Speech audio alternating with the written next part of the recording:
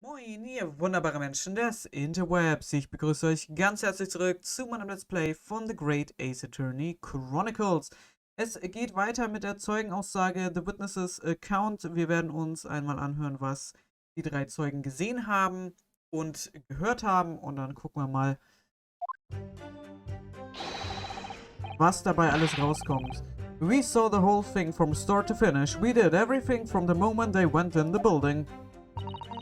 It was less than a minute after the Reaper had gone inside that we all heard the Big Bang. Seems to me that quick to talk is quick to walk. Gossip couldn't wait to go and see what had happened. I ran into the room and there he was, the Reaper, gun in hand, standing over that dead body. I was scared half to death me, so I ran off to find the copper.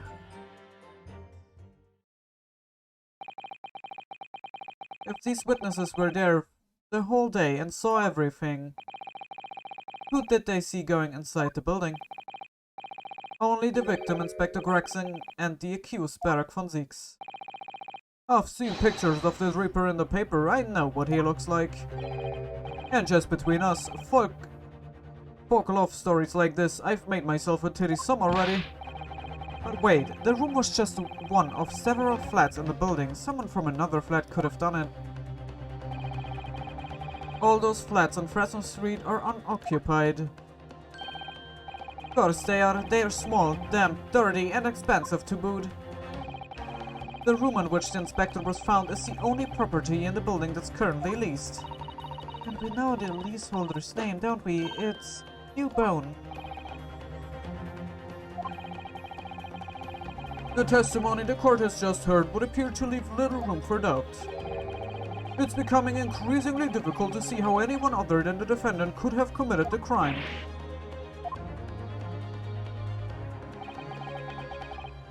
Thank you for your candor, my lord. Counsel for the defense, you may proceed to cross-examine the witnesses. Yes, my lord. In a close court like this, without a jury, the judge is the only person whose opinion matters. I have to break down this testimony, somehow. Okay, ich habe jetzt auch hier nicht mehr wirklich... ist nicht mehr. Ich habe hier jetzt auch nicht wirklich irgendwas zum Vorzeigen. Also zumindest fällt mir gerade nichts ein. When you say they, who do you mean exactly? Inspector Gregson and the defendant Lord von Zieks? I suppose so. The likes of us don't know the names of the high and mighty. But I will tell you one thing, it was the old Reaper that went in last, for sure, and that's for sure and certain. Just behind Inspector Gregson. Did they arrive at the same time as each other? No, not at all. The first fella must have gone inside a good 15 minutes before we heard that gunshot. The victim arrived 15 minutes before, are you sure about that? Am I sure? Am I sure? Does it seem likely that I've forgotten a fella with bright red hair like that, does it? Yeah, is a really the red bandit, redder than my flaming fireworks even. That fierce red mops burned on the inside of my eyelids, it is. Wait a minute, you're saying the man was a redhead? Aren't you listening, chum? Aye, he was a redhead, and he had a big trunk with him as well. But Inspector Gregson's hair isn't red, not by any stretch of the imagination. It seems likely that the person you saw wasn't in fact Inspector Gregson at all, but some other third party. No, I hate to break it to you, but the witnesses are correct. Just have a look at this photograph of the victim taken at the scene.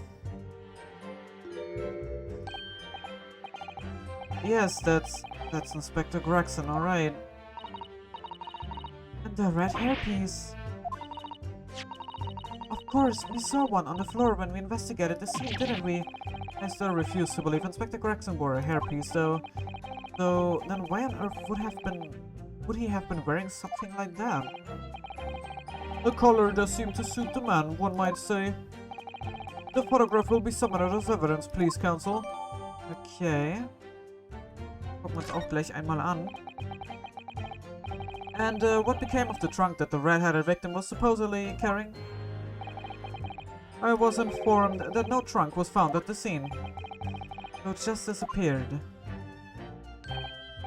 What, do you expect us to have been watching the building every second, do you? We definitely saw him in the dark going in, so no question about that. Okay, lass mich mal kurz... Ups, das war jetzt zu weit. Das Foto einmal angucken. Arma Gregson.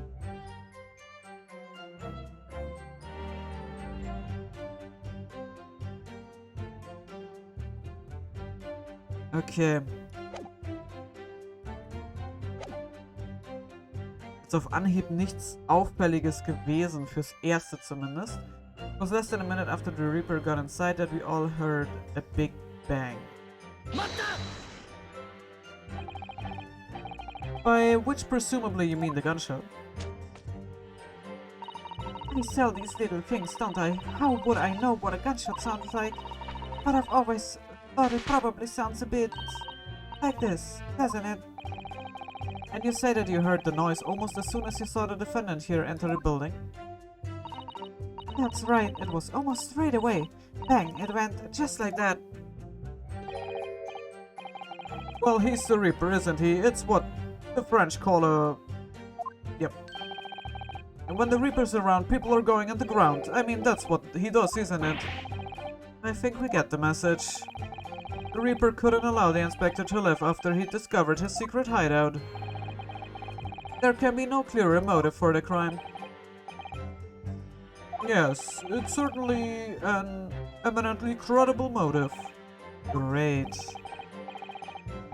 And at that point you ran inside, is that correct?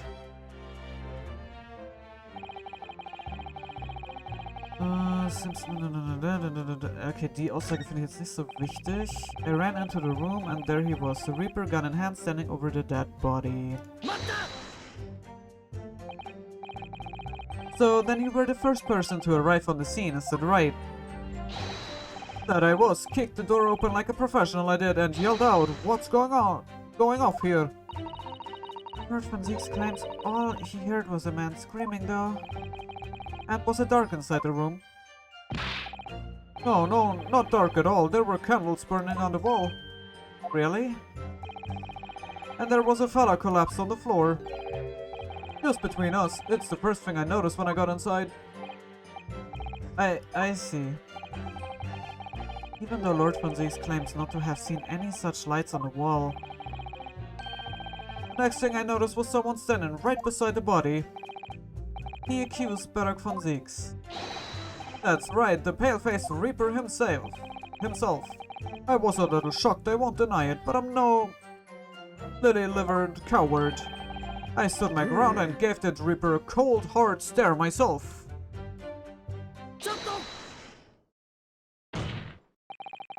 Do you have something to add, Mr. Sandwich?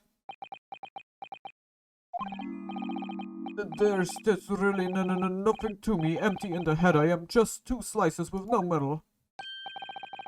So I don't know what you could want with me. I think that maybe you just remembered something. Having heard Mr. Gossip's last statement, I mean. What I think is we're all nothing, really. We try to dress ourselves up as something else, but at the end of the day, we're all just street sellers. That's enough out of you, Sandwich. Keep your trap shut now. Unless you want us to make you into a real sandwich. When he saw the Reaper, he fell clean over on his backside. That's it. Oh, you rotten beggar. I told you to keep that a secret. He screamed, he did. Screamed and scrambled off on all fours. That's all I wanted to say. Mr. Gossip, is this true? The floor was dead slippery, that's why. Planted my hand in a filthy pool of blood, didn't I? What? A pool of blood? But listen here, even when I was sprawled on the floor, I still kept giving the Reaper a cold hard stare, and don't you forget it. Let's just go back a little. Did you say you got blood on your hand? I did. It happens to the best of us at times, doesn't it? I was scared, so I slipped over. We can't keep it just between us, can we? Now, Mr. Gossip, I'm going to have to ask you to add that information to your formal testimony. Oh, if I must. The witness will amend his testimony to include the aforementioned details at once.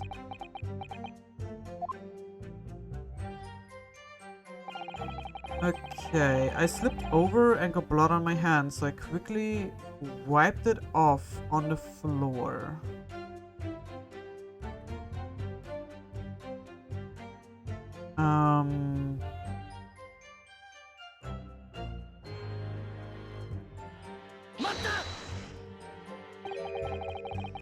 You wiped your hand on the floor? Well, who wants blood on his hand, huh? Horrible stuff, and they might have thought I done it. No, duh. And you didn't think that might be a problem? Does it really matter if I left a few grubby handprints on the floor? They will get cleaned up in the end, won't they? Don't make such a fuss, that's the message from all of us. Is something wrong, counsel? No, my lord, I didn't remember anything in the report about a bloody handprint on the floor, that's all. Don't come at me with all that, you can't intimidate me.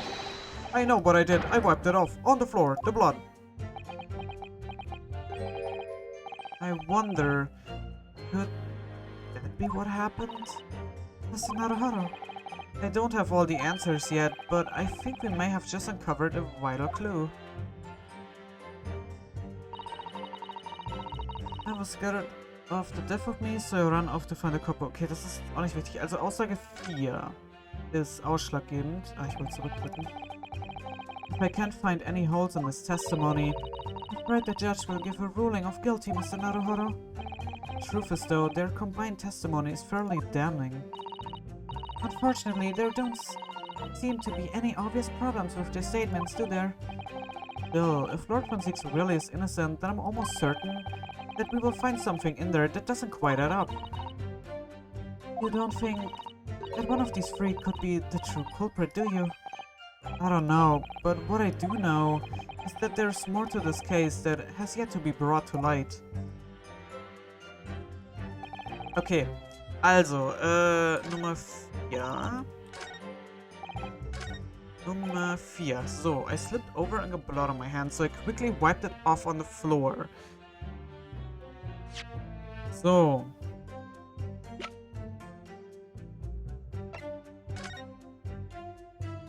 Aber es hieß, dass kein blutiger Fingerabdruck gefunden wurde.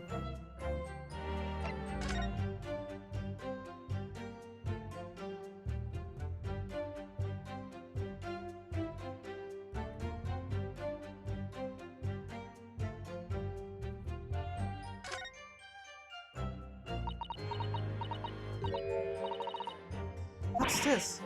Mr. Naruhodo, look! Oh yes, it's a smudge of some kind. In fact, it looks just like a handprint. And the color, that's blood, isn't it? Oh dear, how disturbing.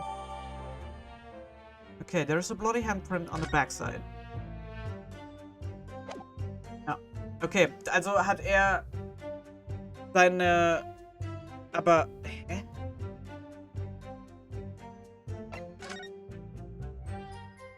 Aber, okay, also er ist reingekommen.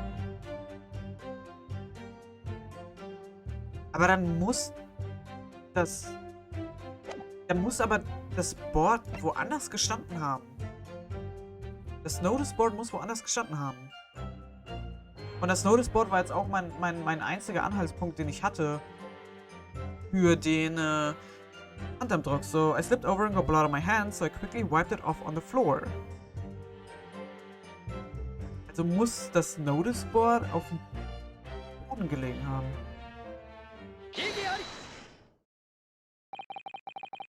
So you wiped off the blood from your hand on the floor of the room. Are you quite sure about that? Well, what else do you expect me to have done, huh? Does it really matter?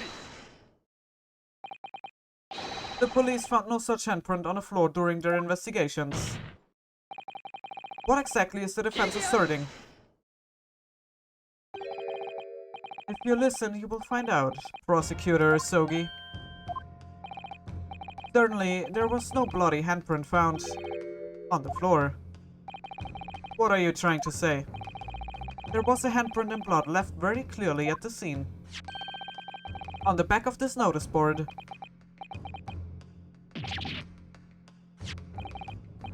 Oh yes, indeed. Indisputable, a handprint in the distinctive color of blood. Aye, you're dead right. That's my right hand. I know it anywhere.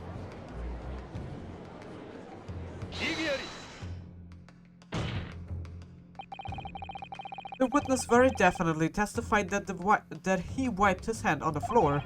Any handprints on the back of the board are irrelevant. Not if the board itself had fallen over onto the floor. In that case, it's quite possible for the witness's handprint to have ended up there. Just look at the floor plan of the room. The notice board was in the opposite corner of the room to the victim and in an upright position.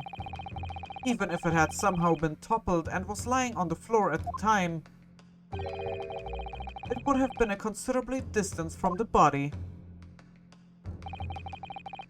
I fell over when I came across the body, so it was basically right next to the corpse, not on the other side of the room. In other words, the defense assertion is contradictory.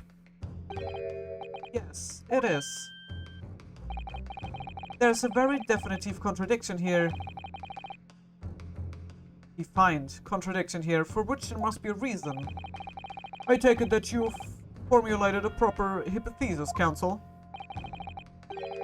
Regarding this apparent discrepancy between the witness's account and the handprint found at the scene. I have, my lord. This discrepancy between the witness's account and the location of the handprint is explained by another handprint, the board moving, false testimony. The board moving. Ist die einzige Möglichkeit. The real contradiction here is the handprint itself, not where it was found. As the court can see, it's upside down. Good gracious, so it is. If the witness had put his hand against the board, the fingers should be pointing upwards. What does that tell us? It tells one simple fact. When his handprint was made, the board must have been lying on the floor as I previously suggested, which means that after the incident, it must have been moved.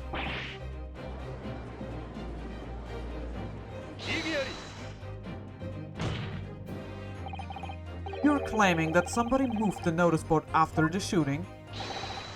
Then tell the court who. I don't know that yet, but the point is... When you consider all the testimony we have heard so far, we can now be very clear on one point. And that would be... the position of the notice board at the time of the incident, my lord.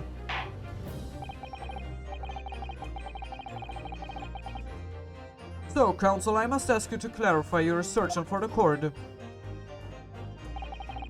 At the time of the incident, where do you maintain the notice board was situated? Ja, das muss irgendwo hier gewesen sein. Hier so, würde ich jetzt mal behaupten. This is the only possible location. Immediately adjacent to the doorway. If the court would think back to the testimony given by the defendant earlier, he said that when he entered the room it was dark, and he couldn't see the body. If the notice board had been here, the body would have been completely hidden from the view, and the light from the candles would have been blocked, making the room appear darker. But the accused also claims that the victim's body simply appeared before him. That's true. Or, in his precise words... Just as I picked the firearm up to examine it, the door flew open and I heard a man scream. It was only then that the body of Inspector Gregson appeared before me. I don't know about calling it a scream, but he was talking about me and no mistake. Because it was me that kicked the door open. Also muss das Board umgefallen sein, als die Tür aufgegangen ist. If you look again at the floor plan, consider what would happen if the door to the room was thrown open with force. That can't. The door struck the notice board, knocking it over, and making the victim's body visible. Good gracious. My client has told nothing but the truth. He has simply described what he saw.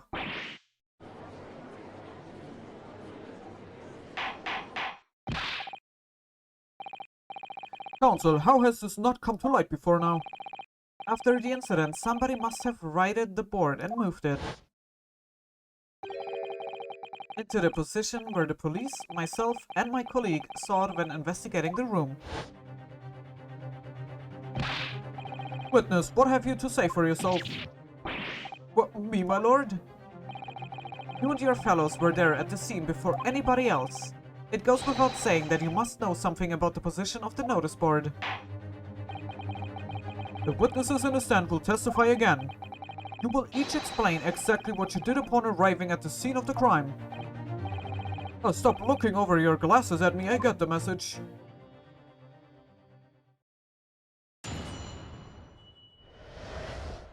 Okay, the mystery of the moving boards. Gut, das ist die nächste Zeugenaussage.